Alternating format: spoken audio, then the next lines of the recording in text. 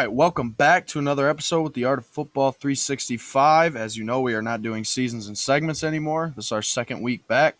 Hope you enjoyed our episodes last week, especially the special guest one with William Gustafson and Hayden Neuendorf. If you haven't already checked that one out, go back and check that one out until this drops on Friday at 8 a.m. So today we're going to be talking about something that's honestly very important when you're going into the coaching world. Um, and this title of this episode is going to be Start as Individuals, Become a Team, End as Family. But before we get back to talking about that and all that good stuff, Gronk spike the subscribe button, hit the like button for us, and leave a comment. We love the feedback. I know we mention that like a broken record every single episode, but we really do. We love the feedback, love the support, love the comments, and we love to interact. So that's a very important part of the show for us. And check out our three sponsors: Driftless Quality Wear, 312 Beef and Sausage, and Bacher Automotive. Check them out. They've supported us pretty much the entire way that we've got this thing going. So check them out. They deserve it, especially with the amount of support they've given us. But before we dive into this, I want to say that instead of Mental Monday, we changed the name since we drop on Fridays. So I'm going to let Gannon kind of say the name since he came up with it. Yeah, I mean, we just kind of were thinking about it, and Bryce was like, oh, crap, tonight I said Mental Monday last week on our Saturday drop, and we're like, well, we kind of need to get a change. We're trying to think of something with a word with the letter F as the beginning of it to fit Friday. So we're thinking about it. It was kind of hard to think about it and find an actual word that fit mental health awareness type stuff. So we ended up going with For the Cause Friday. I think it's kind of good just for a weekly reminder for all of our listeners and people that are tuning in just to, that mental health matters, and it's something that you can't take lightly, and it needs to be talked about, and people need to express their feelings, whether it's good or bad. So mine is from the Mental Health America Instagram page. I like social media stuff. I know Bryce will find some on Google from some more famous people, like specific posts from them. I like the quick social media reminders. It's just something that when you're scrolling through, that's just a quick reminder in the middle of your day when you're in the middle of stuff, kind of just take a deep breath and stuff. But this one was trauma doesn't always feel traumatic at the time it happens. Your emotions are still valid even long after something has happened. I think that's really true because no matter what you're going through, good or bad, you're going to feel those emotions, and they're going to turn into scars, good or bad, and you're going to take them with you when you go through similar events in life, no matter what it is, on the field, off the field, sports, athletics or not, school wise, relationship wise, family wise, all that type of stuff. So it's really important that you use it for a good or bad, whether it's good or bad, as a lesson, and kind of come out of it and just carry that on your sleeve and know that you've been through it and that you're better from it. So kind of what Yeah, Bryce Chair is now. yeah, and the bad's good too. I mean, Oh, you're gonna it's deal with bad things. So as long as you learn how to get through it, you'll be you're okay alive, you're breathing, you're in good shape. I mean, for sure. And my quote, it says, "Individual commitment to a group effort. That is what makes a team work, a company work, a society work, a civilization work." And that quote is from the phenomenal / legend Vince Lombardi. And to me, what that quote means is it relates to our topic today, and it also relates to mental health in a way. You're never going to get through something alone. You need a team. You need at least one person. It could be one, it could be two, it could be three, five, 10, whatever the amount of people are that you're able to trust. If you're able to trust these people that to help you get through your problems and be able to talk about them to them and just have them sit there and listen. That's a huge thing in our society nowadays is you need someone who's willing to listen and just shut up and not talk. When you're dealing with stuff, you need to have that person that'll sit there for hours and just listen. And that's what a group effort does. It helps you get through things that you can't do on your own. So I think we just had two pretty great quotes right there. But before we get going, I want to shout out Kyle Campmeyer. I'll throw this T-shirt up. Kyle Campmeyer oh yeah. with NUIC football. He does a great job. Um, I was able to get a T-shirt from him this past weekend at the Akron Forreston game, and I want to represent him just as much as he's represented us. He's retweeted, liked every single thing that I swear that we post, and Yeah. he wants us to be successful. We also had him on as a special guest too, so go check that one out as well. I mentioned in all these past episodes. Yeah. Then I'm So wearing the Giovanni shirt, Run yes, Your sir. Race. All right. So it's all family around here. Once we get people on, we're gonna keep supporting each other as they support us. For sure. All right, let's dive right into Yeah. this. So when I was kind of typing up my notes, thinking about this because this has been on my mind a lot. I've mentioned it throughout past episodes. I swear I mention it every other episode about the way that I want to coach. And so I kind of came up with this little quote. I came up on my own. It says, when trust is formed, bonds are created, which leads to an unbreakable family." And to me, um, it speaks volumes to what we're going to talk about today. And what we're going to talk about today is for an incoming coach. So you interview, you get the job, and you're thinking to yourself, what am I going to do next? Like a lot of coaches are going into a new situation and they're kind of clueless, which is normal. Like you're not going to think you know every single thing about that program right away. It's going to be unusual. It's going to be foreign to you. So my thing I want to start off with is start as individuals, and what that means for an incoming coach is pretty much like when I go into coaching, I want to treat everyone as an individual at first. Obviously, you want the team aspect, which we'll get to that and I'll discuss it. But what I mean by it is I want to go in and create a bond with every single player, earn trust from every single player, and pretty much allow the coach to understand every player is different. If you understand every single player's background, their culture, their race, and you're able to get through to them one on one, not in a way where you're talking to two or three players at a time and you're just Yeah. talking to the guy who's the best on the field. Uh, Talk to a guy who may never even see the field. It may speak volumes to that player that you're willing to get to know them, and who knows, you may make a difference in how hard they start to work, and maybe they'll end up being a starter one day. Uh, but before I kind of get Gannon to cue in on this, what the reason why I want to do this is because I firmly believe that the generation that we have incoming and starting to grow up, it's different from the past. It's different from me and Gannon growing up even. And what it is like these kids growing up, they want trust, they want a relationship, they want a bond. And in order to be successful, if you have a bond with your head coach, your assistant coach, your wide receiver coach, whoever it is, if you're able to have a connection with someone, you trust them more. And if you trust them more, you're going to perform better. Nobody's going to perform good for a coach that doesn't have a relationship with that player.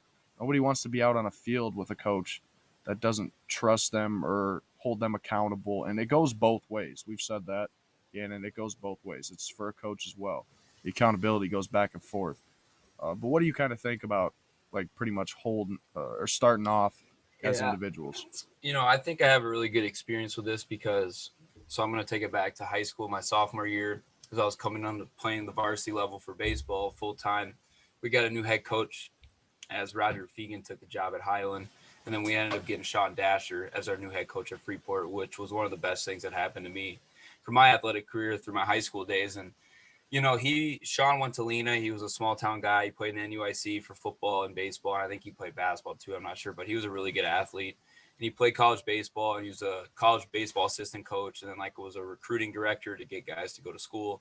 So he talked to a lot of people, had a lot of knowledge with that. But then he ended up getting this job because he's just wanted to stay home around the area and kind of start a family. So the first thing he did was met with every single player in the program one on one in a meeting. Huge. I mean, just absolutely off the charts. I know we did that with the whole varsity team. I'm not sure with some of the younger guys. I might be mistaken on that, but I know all the varsity guys. He had a private meeting one on one in his office right after he got As the a new job. coach? Yep. Yes, within the Okay. first 2 weeks, we were getting text messages and phone calls from him, establishing that relationship. Leading into summer ball, Legion, getting communication there, and then going into the next season. And within a year later, our first season, we won the conference. We had the best record. We won the first Nick 10 championship in 20 years in Freeport. We were 15-2 in the conference and just had an unbelievable year. And that was all within his first year of coaching. And it started with just those simple meetings. And then exit meetings is what to follow after that, like before you get done with break, like before you go to winter break, like after the fall. And then exit meetings after your actual season. One-on-one meeting with the coach, just having a Mm-hmm. conversation. And it's huge because those conversations, like you said, whether you play or not, or just having a small talk with your coach one-on-one in that private, formal setting, where you can kind of just it's a formal setting, but you also relax and just have a conversation with a coach. Yeah. And that's kind of when I built the relationship with him, and he did with all the players that he coached. There was nobody that would. And once you got that, it's okay. It's time to go to work. Like once we were at practice and doing stuff and playing, you'd play your heart out for him and just everybody else because you knew what you were getting from him, and you just that trust factor was there. And it was really unique how he did that quick, being 28, 29, only being 10 years older than some of the guys. So that's how I was. That's was my experience with it, and I think it was one of the best things. And like obviously, with any sport, you can do that one-on-one meeting, Yeah, like a for sure. monthly thing, a semester thing, just to say, hey, I'm there. Talk about grades, family, whatever it is. Doesn't even have to be sports related. That relationship goes a long way, and I know that was beneficial for me. Yeah. Well, you just kind of brought up my question that I was going to ask you. You said it's beneficial. Well, tell our audience like why did that one-on-one meeting matter and what was said in that meeting You and know, and how did it impact you? I was blessed enough to be able to play a lot. I was pitching, I played first base, I hit up in the order, I had a lot of opportunities to see stuff on the field, and I felt like having conversations before and after games with him, we were seeing eye to eye on the outlook of what we were wanting to do, our approach at the plate swinging. He was the left-handed batter and thrower, which was huge because that's what I am. So that was really big working on my swing and just talking about it. It was like stress to go to baseball or I didn't want to go. There was always an enjoyment there, and he always brought that. There was a loose nature to the practice scene, but there was also a formal thing when like, okay, you had to get your work in and that Yeah. type of stuff. But just I think that early stuff was beneficial because it just built the relationship from day one, and that never wavered. And that trust, An individual individual relationship. basis. I still talk to him. I text him. I just texted him. They actually had their first game tonight, Wednesday, when we're recording this for the Friday Mhm. drop, for Mhm. their first game of the year in almost 2 years. So I was really happy to see that and let those guys get out on the field and go play because I know they're itching for that. But he just cares so much and wants to see every. I mean, he's really big on people's grades too. I mean, really big on punishment and stuff if the grades aren't where it needs to be As you should. in and out of season. But that's not all coaches, Yeah, especially you it's get to not. some of the high school levels where there's not that college atmosphere and the more professional feel. There's coaches that will let that slide, and I've seen that happen. I mean, there's been former coaches, at Freeport that I've seen with other sports that I've not been a part of, but I know that have done that, and it's not good because that's only going to hurt the kid down the road. Yeah, and I think the issue with that is I think those coaches that don't get involved with grades, don't get involved with extracurricular stuff It's outside. selfishness. It is selfishness, but I think at the same time, they kind of did it to themselves in a way because if you establish a one-on-one relationship with a player right off the bat, that player's going to listen to you. They're going to trust you, and that trust and that development starts with a one-on-one meeting. It starts with summer workouts, off-season workouts, where it's just you and a coach. If you're with your coach one on one, just you two looking each other in the eye and having a discussion, whether you're talking about watching SpongeBob on Nickelodeon or talking about playing in your next conference game and it's a championship game, it doesn't matter the topic of discussion. Whatever it is, it's going to help build a relationship, which will result in a team format. It will bring your team together if everyone's on the same page with their leader.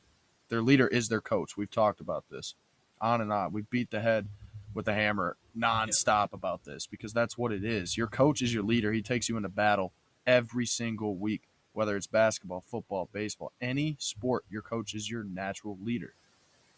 I mean, And just one more thing. I know I've said this a lot to Bryce because he's heard me talk about Dasher and that type of stuff numerous times. He actually played, I think, a game or two for him I back in did. this Yep. couple of summers ago. But the biggest thing, like just to cap off what I was saying earlier, and my point was that trust level. When that trust is mutual and you're able to put that trust into your own talent and go out on the field and produce, win or lose, knowing that your coach is still going to be there and not Mm-hmm. going to judge you or kind of affect your relationship based on your playing time. If you give it all you got, whatever the outcome is, he's still going to be there and love you at the end of the day. That's the most important part, and that's the nice thing that when good coaches have a good success and have a program, they're bettering their young men for the rest of their lives, not just winning and the success they're getting in the moment.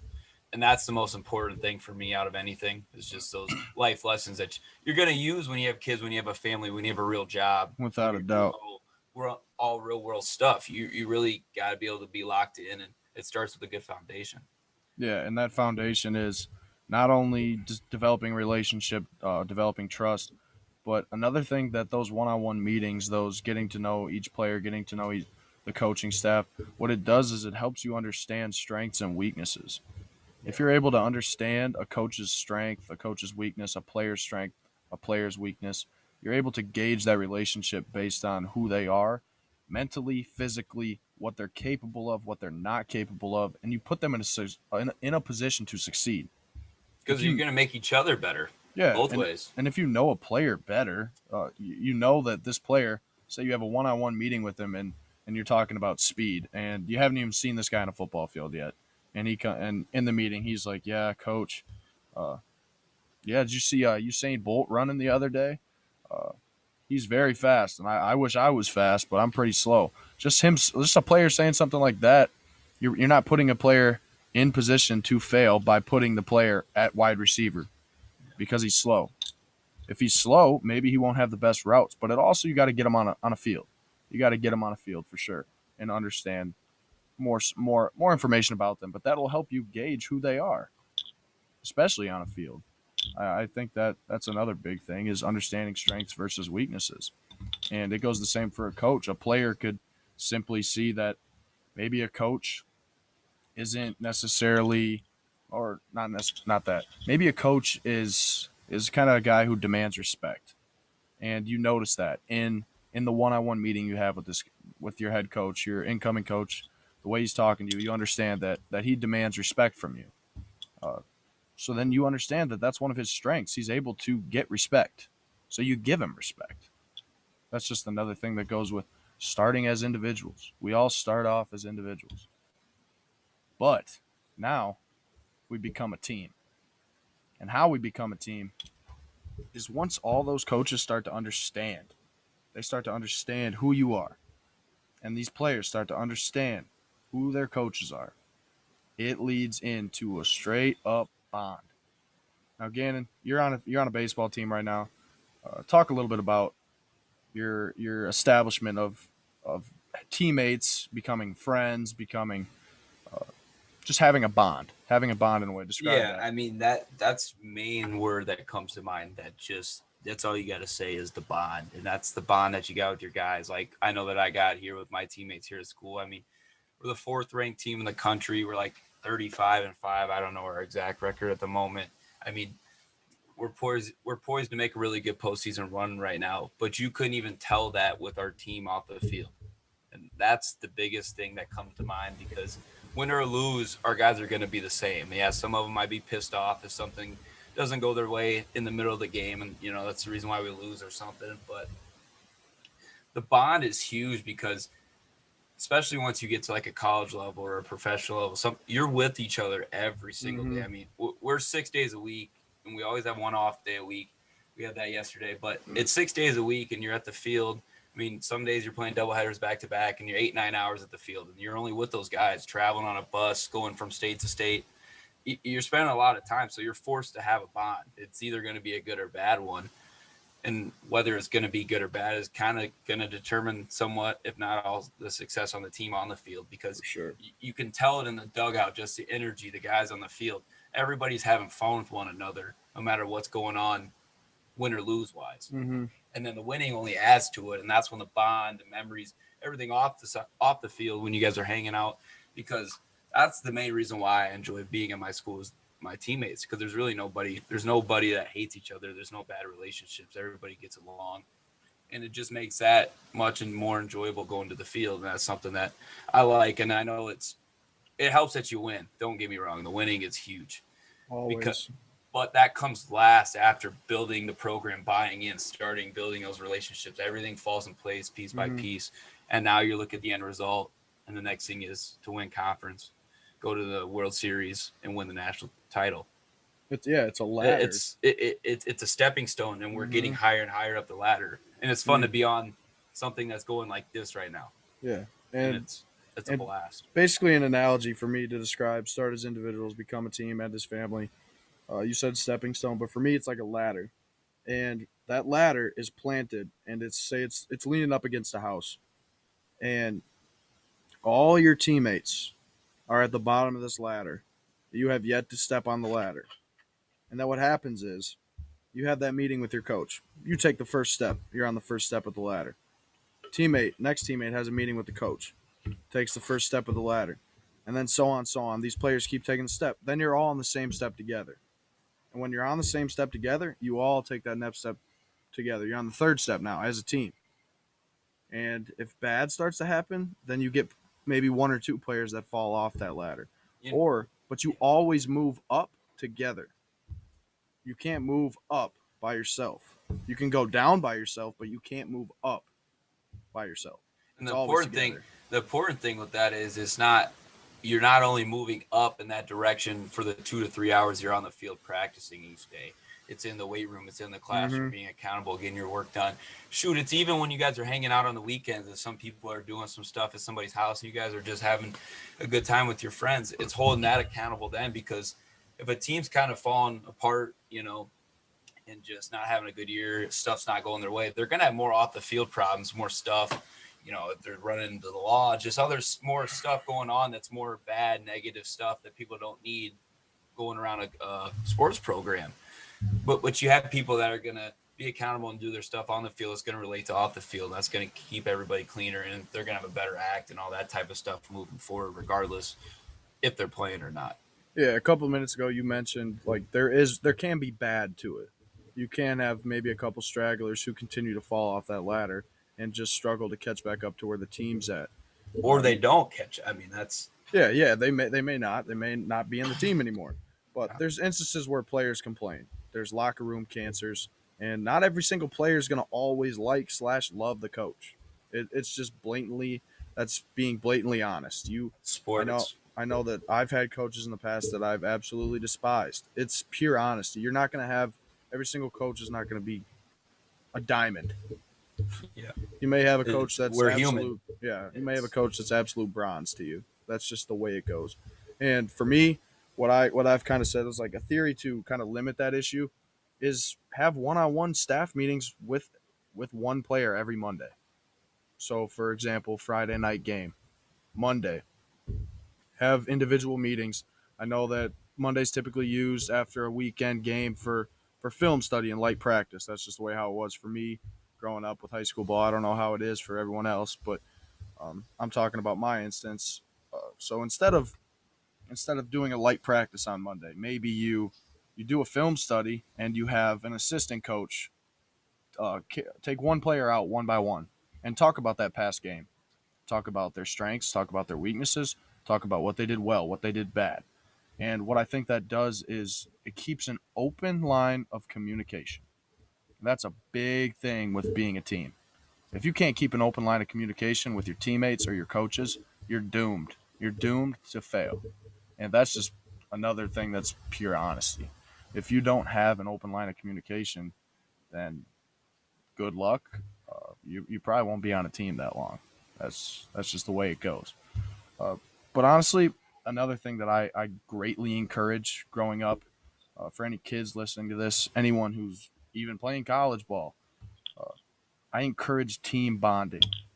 Do your absolute best to be with your teammates as much as you can because they're all like they're your friends. And honestly, you may have some players that you may not like, you may not get along with. Honestly, that you're gonna have those people in life forever. You're gonna have people in life forever, whether it's you're working at McDonald's and you hate the guy who flips your burger while you're doing the drive-through line. You're not always gonna like everybody, but when it comes down to being a team, you have to stay connected. You all have to stay engaged together, and then you take that next step of the ladder. But for example, team bonding, take a team movie. Ask the coaches to come up with a movie that you guys all think you can relate to in your sport, or a movie that has a message within it that you think can make your team stronger. Go out to eat on the weekend, Saturday night. Grab a buddy on your team and go to Taco Bell, have some tacos, and talk about the game Friday night. That's an open line of communication.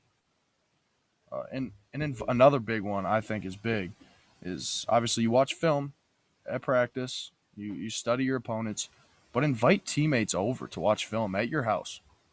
Doesn't that, maybe it doesn't have to be your house, it could be your teammate's house, whoever it is. Watch film together. someone's going to notice something that maybe a coach didn't, or maybe another teammate did. And then you guys get to talk about it without a coach being there, asking you what you saw. You get to see it for yourself, but you get to see it with your teammates too. That's what a team is. It's people who are willing to come together for one common goal.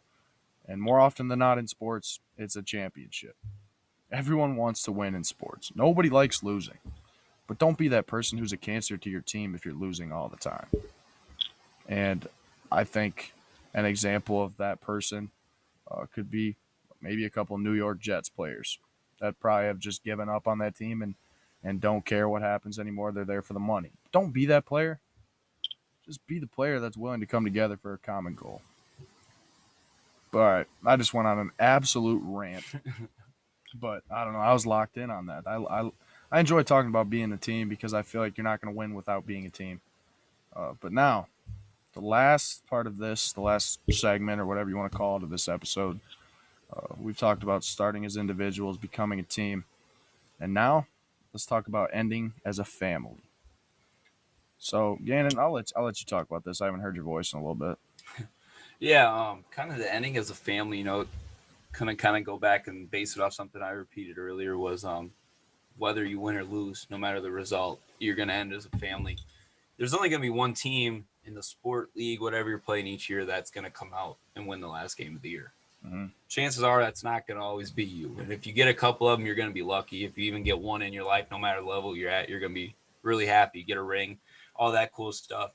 Win or lose, you end as a family, and that's when building those relationships and those bonds with your family, who's your teammates and your brothers that you've been with for at least a year, whether you're in high school or college, if not up to 4 years, if they're in the same grade as you, was those relationship building and knowing that you're going to have that relationship now that you're off the field with them and no longer going to be their teammates, that you can pick them up, or if they need somebody, they can call you, those type of things that go a long way in building life lessons and life relationships. And that gets more and more as you get older. You get more responsibility, be able to do more stuff on your own, kind of like as you're in college with some people now. Some of my old teammates that didn't come back last year after COVID, there's still some of those guys I talk to, and that's just a relationship. I only knew those guys for 1 year. I only knew them for 8-9 months, and some of those guys are some of my really good friends from Relationships can school. be Yeah, established fast. and it's huge, and it just depends on the individual, and that's what's huge with this because this isn't only in sports. This is the rest of your life, and those are the lessons that you're going to take with. Because you got to be able to build a relationship, trying to get a job, interviewing for a job, trying to work up at your job, be the highest paying person in your job, those type of things. No matter what it is, you just got to keep striving to be your best version, and that helps with being on a team. Yeah. And I think this whole discussion is absolutely relevant to what you've seen these seniors go through this year, because ending as a family is what every single one of these teams has had to do. They've dealt with things this season, and I can speak from being around a team, the team that my brother plays on, the Akron Bulldogs, Freeport, Illinois, where Hayden and William go. But you see these players that have become friends for so long, and now it's coming to an end. It's week 6. Just found an opponent to play this week, and they were only given 6 weeks. Uh, but now that it's coming to an end, you start to see just how much they started as individuals, they became a team, and now they're slowly but surely going to end as a family Saturday night. And it's sad. It's sad to end as a family, but the thing about family is forever. At last, It's going to be there forever. And there's players that you're going to meet that you're going to talk to till the day you die. There's going to be players that the day you walk out of that locker room, you may never see them again. that's how it goes. That's the way it goes. And Gannon and I can both tell you that we've been a part of different locker rooms. We've been a part of different cultures, playing with different races, playing with different people from all over the world. Yeah, You may never hear from them again. You may get a casual Snapchat. You may get a phone call, a FaceTime. but you And have the experience. you That's do. that's the major part. Whether you use it or don't, you have it, and you have it that you can use at any time. Just knowing that you feel comfortable. There's not something new. You're like, oh crap, I've done this before. Yeah. And another It's thing for it's me is like really family is culture. Culture is family. It's reversible. It's interchangeable. Without family, culture's not there. Without culture, a family's not there. And to me, a prime example, Lena Winslow High School. Uh, we had Isaiah Bruce, former Lee Win Panther, on the podcast, and to me, I don't know about you, Gannon, but like you obviously didn't go to a 1A school, you didn't see Lena growing up necessarily, but there's been a culture instilled there that has created an impeccable family, a family that will last years to come, Yeah. where you see the same last names start to trickle back through that school system because they all bought in to the family. Like Yeah. they're all a family. No, it's 100%. You know, I don't. It's not fun to talk about, but that's how it is in the Nick 10 with like with Boylan and with Hananiga, schools that you just absolutely hate with your Yeah. guts. So they used to And just clap you. and you yeah, no, we beat them. What do you mean? We beat Boylan for the conference title in baseball and different types of sports, but those were just games that you got up for no matter Mm-hmm. how you were feeling. I remember one year I had a really bad allergies, I had a fever, I was running all day, but we were playing Hananiga. I mean, I went to school, I went through the whole school day. I was not staying home. You were playing them, win or lose. It was going to be a hell of a game, and yeah, it's they always brought, you always knew what they were bringing to the table, no matter what sport it was, what level, what competition they were going to bring it, and that's the culture building that they've had it built, and everybody's bought in, and people are bought in currently in their success every year across the board. And it also goes into size and money and that, but that all goes out the wayside when you're both on the field playing or whatever sport you're playing, whatever you're doing. It's go time then. But yeah, it's definitely the same levels though that you're talking about with Lena. Yeah, and why do you think people despise those type of teams? The Well, answer's because it's with any level, any sport. Because they're winning all the time. People want success. You're always yeah. gonna have a team like that that's hated on because they're winning. Obviously, some teams could go about the winning ways a little better than other people, a little more classy, a little more respect. Some people that you've played and that I've played don't always do that, and that Mm-hmm. makes it even worse losing. But you're always going to have that because not everybody. It's not like YMCA ball when you're in fourth grade and you get a participation trophy. Yeah. There's, like I said, That's there's one national champion a year. There's one conference champion. There's going to be 10 to 12 other teams in the conference and 300 other ones in the nation pissed off that they didn't win it. yeah. So I think it's life. you just gave us a good next Friday topic to talk about, participation trophies and stuff like that. We can dive into that Yeah, I next mean week. I like that topic it's the because real world. You got to grow up sometime. nobody deserves a participation trophy, but You do for a little bit yeah, when you're young. when you're 1 years old, then it's time to start being hard on Fourth people. grade, you got to keep your interest a little bit in it. Yeah, There's a reaching point, and you get past that, and big yeah. boy. But what I was gonna say is, like, when I just asked Gannon, like, why do people despise those people? My answer for it is simple: family is stronger together, and when these people are together, they're family. That is scary. People are scared of that when people come together. People are scared, and when someone's scared, they don't want to play you. They want to be you. In all honesty, they want to be you. Either that, or they want to be you, or they want to beat you. And if they can beat you, you bet that's their Super Bowl. That's their championship game if they beat you. They mark you on their calendar every single year because they hate you. They hate you because they're not as strong, or they're not as formed together as you guys are. Yeah, That's just how it goes. let me say one more thing on that because that's kind of how my team is currently is. Our coaches tells us that every week, post game talks, win or lose, keeping us locked in. There's a target on our back every week. We're the fourth ranked team in the country, the best team in the area across the Midwest, that type of stuff. Everybody's trying to beat you no matter what it is every week. I mean, we had a game kind of snowed out, whatever you want to call it, yesterday with Columbia College, and they were really bummed. Their coach was trying to get it in because they want to beat us. Everybody wants to beat the best. In order to be the best, you got to beat them. So that's the type of stuff and that what comes down to a really good team on the other side winning it all, and that type of stuff is holding it together the whole season because you take an off day, the other teams that on their A game, you get beat. It's sports. Anything can happen. Yeah. Not very many undefeated teams in any single sport. Not at all. And it's huge because you just got to bring it every day, Mm-hmm. whether you're trying to be there or you're already at there. just can't settle. And it's You can't settle, and I you mean, we got. could talk about all these little subtopics with this I all know, night. We all could do night. this for Yeah, 2 hours straight. yeah. You got to bring your all 24/7. And Yeah. before Gannon wraps this one up for us, I just want to say one more thing. Pretty much, like a lot of people say this statement that you're a product of your environment, and it's 110% factual. You're a product of who you hang out with. You're a product of your surroundings, your environment. That's just who you are. You're a product of your environment. And an example could be the school system you grow up in. You're a product of that school system. That's why you have schools that have certain extracurriculars where maybe another school doesn't have soccer, but you have soccer, so then you grow up a soccer player, and that other person doesn't because they didn't have it. That's your environment, and the more people you have within that environment that want to win, that want to be successful and stay strong, and they're not a cancer to other people, you're going to be a pretty successful person. You're going to be a pretty strong, independent person, and you're setting yourself up for good culture and a good chance at ending his family.